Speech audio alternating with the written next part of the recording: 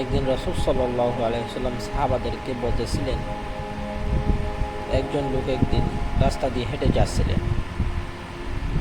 হঠাৎ তিনি দেখলেন রাস্তায় একটি কাঁটার ডাল পড়ে আছে।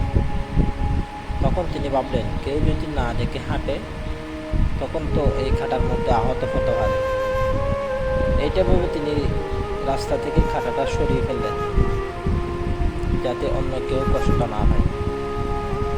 তখন তার এই ছোট কাজের জন্য আল্লাহ সন্তুষ্ট হয়ে তাকে ক্ষমা করলেন এবং জান্নাতে প্রবেশ করালেন। সুবহানাল্লাহ। এই হাদিস থেকে আমরা শিখতে পারি,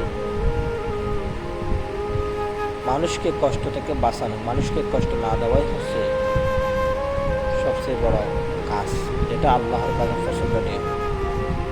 তাকে এই ছোট কাজের বিনিময়ে ক্ষমা করার একটাই কারণ, মানুষকে কষ্ট থেকে বাঁচানো ছিল তার নিঃস্বার্থ ইচ্ছা।